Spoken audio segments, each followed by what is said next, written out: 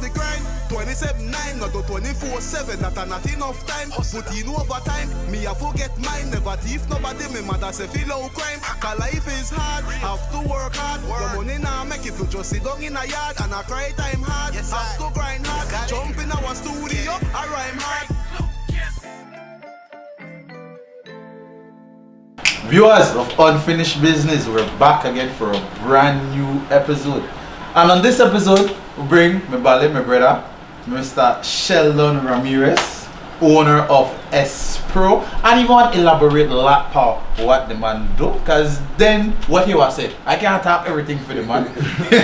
You know? Yeah. So welcome to the show, birds. Nice, you know? Hey, much appreciated. Pleasure being here. Much appreciated, much appreciated. So tell the viewers, you know, who you are as a person, born and grow PG, you know, your school, yeah, you know, everything.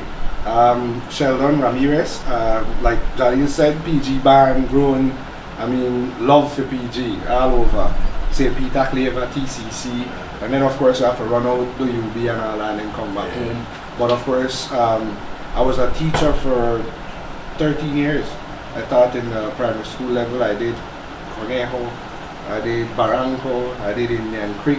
I don't want to really troublesome teacher, right? So I was all over the place because I was always somebody who stand up for certain things and like to, I sort of like to do my own thing. Hence, S-Pro became something that I came up with eventually and I started working on. Building S-Pro and building the name. It's now a name that when people hear S-Pro, they know that Sheldon. Yeah. You know, it's now a name that I have built. And I started working on that as a teacher. In that last few years at Conejo, I was doing little work, gaining more experience. On weekends, on summertime, I don't work with the contractors then. Because there's only so much we learn at school, we have to gain that experience out there. I can now go on a construction site and stand up strong and explain why I want something done a certain way. And show the builders what I mean and why I could argue with them and say I want it certain way, because we have certain styles and we have certain ways that we like to do things. And you know, when we come from school and I pop up for a site, why you don't know nothing? Yeah. You know? No, it's teacher you know, you want to wait for paper, and so you have to learn the two of them. So I worked on it, gained experience over the years, and has been pushing S-Pro, the name and everything, for quite some time. After leaving teaching, I stopped teaching about 2 years now, going on 3 years, and after leaving teaching, I'll be honest, I haven't been happier. Okay. I enjoyed being a teacher. I liked all the different things that came with it. I enjoyed working with children. I enjoyed all of that. Sports, the whole 9 yards. But boss, nothing beats when I'm at home and I'm able to just get up and go to my office 5 in the morning. I could work till 10, and when I'm done, I say I don't feel like work for the rest of the day. And I could chill. I jump in a vehicle anytime, middle day, go to a site, do what I need to do, take pictures. When I'm done, I go back home, chill out. I'm on my time. I work very long hours. I work much longer than as a teacher, but I'm doing what I love. You know, so it's a matter of working, building that brand, and I've been working on building that brand up to now, and I keep pushing on it. Keep pushing on. See, you said S-Pro. What made you decide to like go into like building construction? Was that something that you did from high school, or after high school and you decided that was what you wanted to do? It was something I wanted to do from high school days. I was vocational at TCC, woodwork, vocational, doing construction. And then after learning technical drawing and all that, and back then we had to have a T-square. TCC. You know, and learn how to draw, and that was quite interesting. When I went to University of Belize, I did building and civil engineering. But right now at this point I'm doing an online course, and now I am doing mostly architecture, because that's where more of the money is as it relates to S-Pro, because as it relates to engineering, it's more government type jobs, roads and bridges and stuff like that. So I'm more into domestic. I'm more into building houses, designing houses, and working with direct people, you know, the grassroots people like that. So I'm not necessarily working directly with government doing big projects. I'm doing the smaller ones. The houses and stuff. Yeah, the houses and stuff. Trying to, my business, I find that it really helps people. because there is this thing right now with where there's Central Building Authority, and they're the good guys. Despite what most people would think, they're the good guys. They, along with the Association of Architects, some years ago, got it into law that you need to have your plans and you need to get your plans approved before building. They are seen as the bad guys because when they pop up, most of the time the house done there halfway. So now they stop you, they come and they give you a legal stop order and tell you, hey, you have to stop build. Because you're not up to code or something. You're not up to code, you're not up to mark, you don't have your stuff. Guess what now? Where do I go? How do I continue to build when it's not something we're used to? In PG, in Belize, we're not used to the idea of handing in plans and getting it approved before we start building. I get a little money. I call my boy when I build a boy, I got a little money, I want 20 by 20. They got a foundation for me. And that's how we used to it. So now now government is saying, and building authority and everybody and the whole setup is there, like in big countries, telling you, hey, you can't just build anything. We need to know what you want to build, how you want to build it, because at the end of the day, you're still building within Belize. So now my business help you to get out of the hole. I get you. So, because now you are the person with the architectural plans. So I'm the person that, so I will come in and I will do the designs for you, and I will do get all the stuff that you need, get your approvals and everything for you. When I give it back to you, you're able to build with no more worries that, oh, when they come tomorrow, they'll just stop you. You know, you could just go ahead and do your thing. And of course, they have rules that you should build according to what you design. Okay. You know, you know, those are other little issues that people run into. You get a plan and then they go build something else, and then they stop them as well.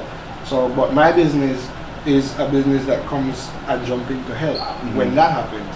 Whenever you book, you could call us and we are coming and we are help you get it done. You know, and to the point that it's not only me, I'm the face of the business, but there are engineers behind me, there is a surveyor behind me, there are several people that you may see my name on it, you may see me moving around, but if it comes to surveying, I have to bring somebody to do it. To survey, So it's basically Espro has a team. It's a team.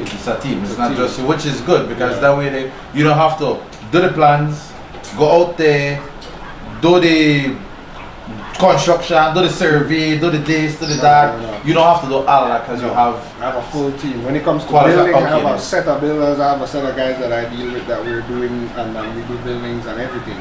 So at this point, earlier on in Espro, I was only doing most of the drawings. But now I am at a point that I could tell you I could take on any contract. I could build a house here, I could start from literally from an idea and you could take it all the way to the end and I could give you a key and say, So that's the level that I've built the business and I've been working with these guys and we have built the business to come to this level. And now say, when it comes to, I remember earlier in the segment you stated that it took you're out of teaching now for 3 years. And usually, you know, that's the point whereby people are scared to like leap and say, you know what, I left this sure paycheck and I go make a gamble and I don't really know how it will happen. Your phase of going through from, okay, you know what, I'm leaving teaching to now I'm actually going to run my own business. What would you say that phase was like for you? It is scary. For the beginning, it is scary. It is something that you have to be careful and you have to be, it's like I said, it's over a period of time, so I've been planning it. I've been working on it and planning it and making sure that I'm able to do it. So at that point, I did over that amount of years that I needed. I should have done 2 more years and finished the 15. But I did more than the 10. So long before leaving, I already sent in my applications to get my little funds so that I would have some money to survive while the business is doing what it has to do and all that. So, you know, that is one of the things I did. I kind of used the system to make sure that something was there and then I had something to jump off. So I had that springboard. I was just about to ask you the springboard. So you had the springboard. See people, this is where it comes to planning. Planning is a lot when it comes to, I know everybody have their 9 to 5 or the folks who don't have their 9 to 5. It's still important that before you decide to like go into something or jump into something, you have to have a structure or a plan of what you're going to do before you actually go out and do it. Like for example, right now we're doing the stuff with the farm. We were doing our farming stuff with the life. But that wasn't something we just decided, oh, you know what? I'm gonna farm. And just go just go do this, just go do that. No, we had to have like a plan of how we were going to structure out the farm. What, like, we made mistakes on the way during the way, but certain, that's how you start, you know. But the thing is, like to relate with what you're saying, there should be a plan, because by having a plan, that would allow you to actually execute what you need to execute. Because if you don't have a plan, what you may not know what you want to explore. You can't just jump up one day and say, I want to do it. Exactly. It's similar in business. Business are not every day bright and every day pretty. There are some days when there are some weeks when nothing happens and things just slow down and you have to just piggyback on other little things. You know, like when you speak about the farm, as it relates to farming, I'm looking at doing something right now, but I don't want to buy a bunch of chickens and then I have to go buy the feed. So I'm at a point right now I declare, because I'm getting ready to plant the feed. As soon as my feed reach a certain size, then I'm gonna get some chicken. Because I can't dig in a pocket every time I need to buy chicken feed. Because then it doesn't become profitable. So you know, that's something, it's timely, you know, and we always have to be looking at time consuming, and how we are get it done, and watch how we are get it done in that amount of time. It can't happen overnight. I wish it would. I wish it would, like Bodino, you know. It just come in fantastic fabric or something. You know, but you know, work that way. You know, it's time. You have to plan and you have to then take your time and execute and be consistent too. Because easy if you just get to a point that say, I'm gonna put this one. You know, I'm tired of this. I had to try 3 years, 4 years, I had to mess with this farm, and man, grass no wanna stop, grass no wanna stop, I'll figure out something. So you know? Alright, so viewers, we'll take a quick short break. Listen to me, not even get up for drink tea, water, nothing, and we'll come right back after these messages.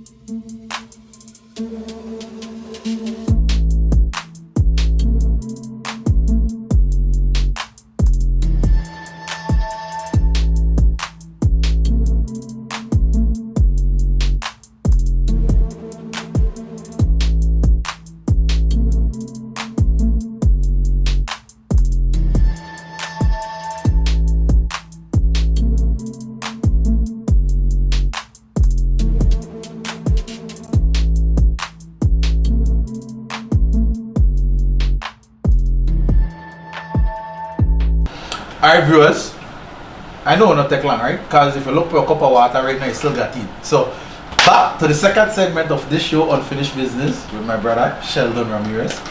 And what I wanted to speak to you about, Brent, in regards to, you know, how things currently are going in Punta Gorda. And we were all youths, but we had to make a conscious decision, a conscious choice of what we wanted to do, or how we wanted to do things. Now, from your perspective, what do you think actually influenced you to go the path or the direction that you made? In the sense of business-wise? Not in the sense of making the decision in life business-wise as well, which is very important.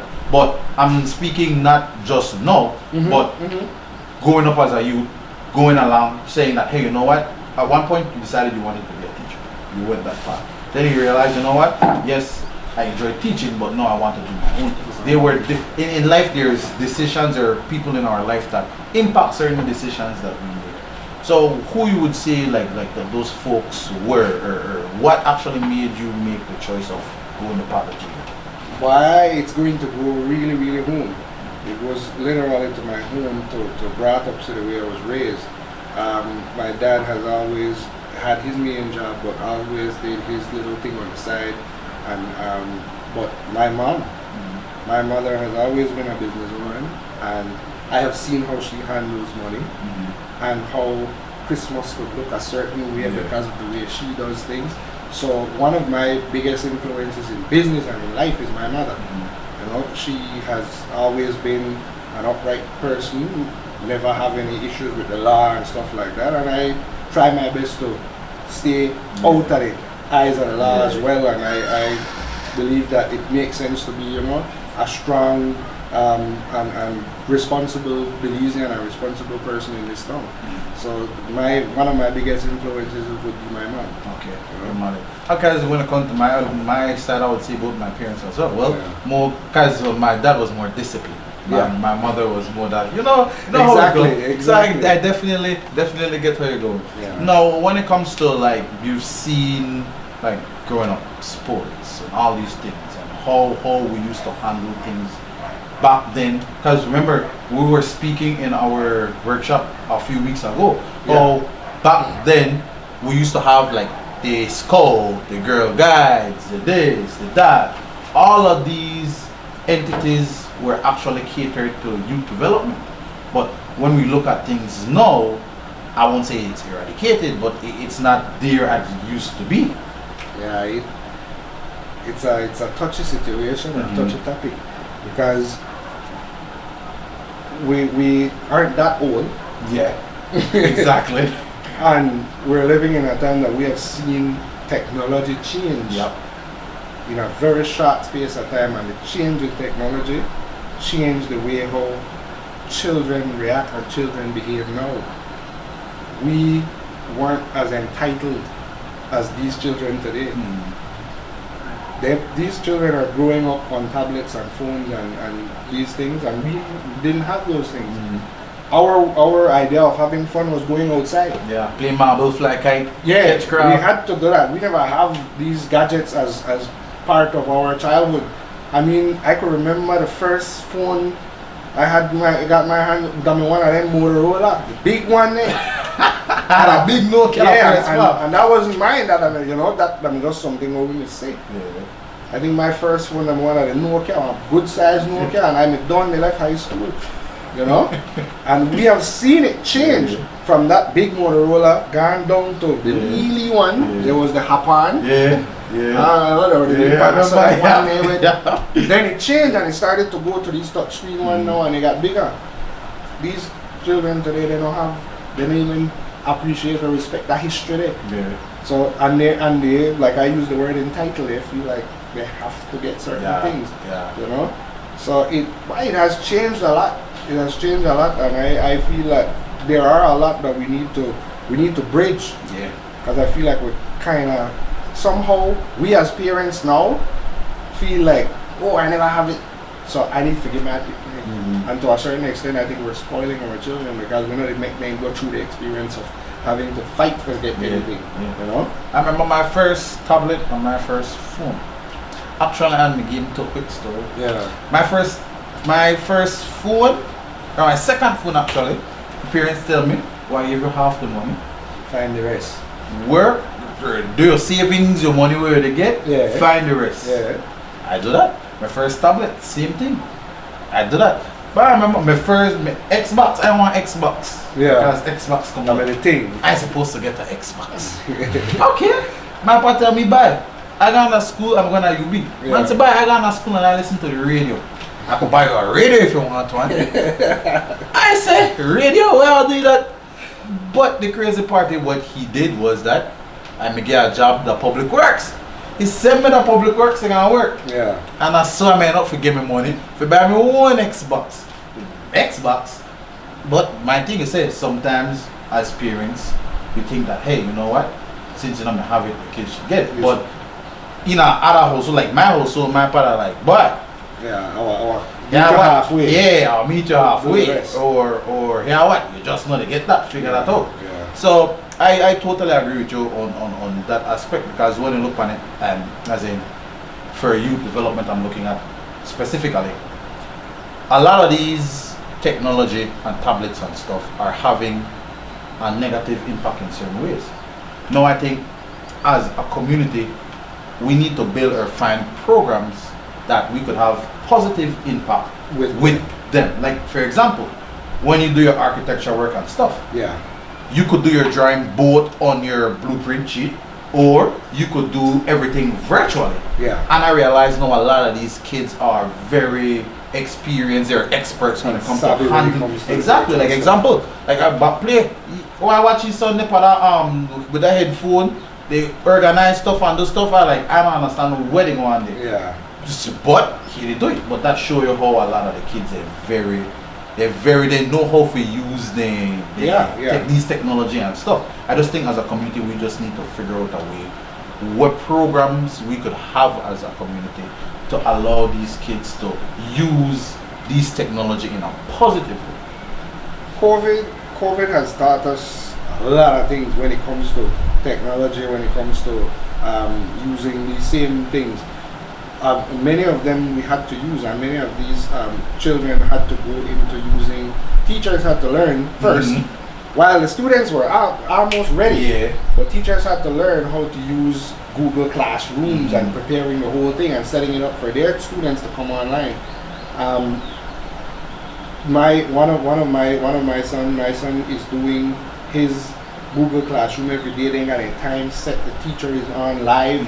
They're doing the whole 9 yards, and he has to be on that and be prepared. Sometimes I have to be behind at it. Yeah. He have to because he's a little idle and he wanna start to do other things, because sometimes I think they're all on the screen. Yeah. And then he start doing little signs or playing in front of the screen, so I have to be. Yeah. But they're there and they're doing a really good job at it, teaching using that, and that only happened because of COVID, which I never expected the children to get bored on it because it's something they're on all the time. But they got the summer and they get bored on it too. Yeah. You know, but it's something that technology and the children today and the youth right now is something we really have to tap into, and we have to look at the positive. There are several positives that we could use technology to get so many things done. As you mentioned, with drawing, I don't use pencil and paper for the longest. Now and again it's just a scratch, but for the most part I'm on my computer. I'm in my little space in my little office. I got my screen in front of me and I'm behind that almost all day. Sometimes I do have to take a break because your eyes start to bother you, but I'm there. I had a customer come in a couple days ago. I had both screens and I checked the WhatsApp and he said something to me and he sent something to me on WhatsApp and I pop it up on my screen and I was going over it, and then I move over to the next side and then I opened Facebook and he mentioned something and I minimized Facebook and opened Google and I Googled what he was talking about. He said, you have everything on your, he said, that's dangerous. Why you have all your stuff on your screen or on your computer? I thought this is my personal computer. When I shut down and I come out, nobody can get inside it. You know, but it's using that technology and having everything right there at my fingertips. I don't have to get up and say, oh, because he was telling me about a place in Placencia. I don't have to leave to go to Placencia just to check where a land is or something like that. Google Maps and I could find it, I could measure, I could do all of that right there. You know, so we have to tap into these things, find out what these children want, and figure out what's making money. Figure out what the country need and what the town need. And we start working with these youths from high school. Work with them going into UB, so as they come out of UB, we have something set for them so we could help them with. Agree. We have, I mean, you know the barbershop go. Crazy discussion in the barbershop about what are people doing and how many teachers, registered teachers, people that have the qualification are joining a line for the Giant Coast Guard. Because what's going on? They can't find no work. And in Toledo, it's rough. It's rough. We can't find no work in Toledo. But in our business, I mean, one of the things we need in business right now is to expand. I would love to expand in school to another level. I have a housing project that I started. I have many of the things done already. I would love to expand that. I would love to walk in at the bank tomorrow and I say, yo, give me a 500,000 and they shoot that in my hand. And I could float with that. Give me only 3 months to play with. And then 3 months time or 4 months time I start paying back. That plays time for make I advertise, that gives me time for make I get some materials together, that gives me time to work with lands department, because that was not a topic, but transferring a land paper from me to you before you could get that mortgage plays a role, and that slows down things. Yeah. And like I said, lands have a whole other story, because then if it takes me 2-3 months to get my land paper in your name, you can't get a mortgage to buy the house from me. So then I need some time to work around all that. And as long as that starts and I start making sales with selling house for 60 grand, $70,000, most teachers and most public servants around here can afford that, less than 10%. But they can afford that. They can afford to walk into the bank and borrow a $50,000 loan. And I could make a sale. You're not get a big something, but you get something to start. To start with, which is yours, because you could add whatever design you want to add to it, or certain later on. Exactly. As soon as things pick up, you could add a couple thousand, add on because it's yours. And I good. Right. My business is good. I made a sale.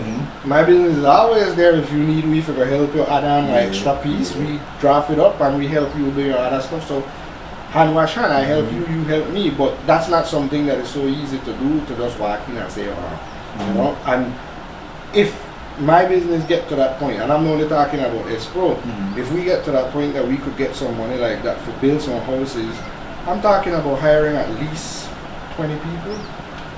That is, I will sleep better at night, literally. Lying down at night, I sleep better, not worrying about the loan at all. I don't mind. My thing would be that at the end of the night, boy, I just help 20 man put food on the table. And it be youth, it be young people. Young people, because young people willing for work. They're willing for work, they're willing for land. But there isn't anything going around. I got a bunch of them come by almost every week. Boss, what is going on? There's only so much I could do if I know to get more work. But once I got work, my crew ready to go. Let's go, and I go look for them and let's go and we get it done, you know. So at the end of the day, to help out our people and to help out the youth there, push the technology and everything forward, we need to get some funds, and we need to be able to move forward and expand. Agree. I totally agree with you. And that's like we said, through what we're doing now, because Sheldon and I are also a part of TAB, which is the Toledo Association of Business. So there's a lot going on whereby we're trying to include a lot of our local businesses and stuff like that, so that when it comes to like growing business in Toledo and expanding outside of Toledo, there is this networking pool, or there is this area of people whereby we can see how we could assist each other, or how we could see how we could grow our community, whereby by coming together we allow the funds to revolve within the community. So there's a lot going on, or a lot to come in the future, not but a lot to come in the future. But like you said, everything takes time. Everything takes work in process. Yes. Process. More mahogany no grow on it. Yeah, and of course, I mean, even looking at TAB right now, the changes that has happened with TAB, basically the logo and even the Facebook page, and it's slowly starting to make that wheel is starting to move forward, and we're starting to see new things popping up on that. I just mentioned TAB to a couple business people earlier and told them, you know, let's join in, because I was talking to a brethren earlier about he was upset and riled up about the idea of the blocking and how the blocking of the bridge was affecting his business today and stuff like that. And I told him we need to join up. We need to get together, and the best way to do that is to join the association that is already existing. So TAB, for business owners out there, you know, look out for us. Look out, because it's a part where you could be a member of it as well, and it will be beneficial not only for you but for our community as well. You know. But hey, everything has to come to an end, my brother. Enough thanks again, man. It was good. It was much appreciated. Good chit chat. Yep. And look out 2 weeks from now for another episode of Unfinished Business with your host. I am Jalilino, and we're out. 27/9, not 24/7, that not enough time. Put in overtime, me I forget mine. Never thief nobody, me mother say feel no crime. Cause life is hard, have to work hard. The money now make it to just sit down in a yard and I cry time hard. Have to grind hard, jump in our studio, I rhyme hard.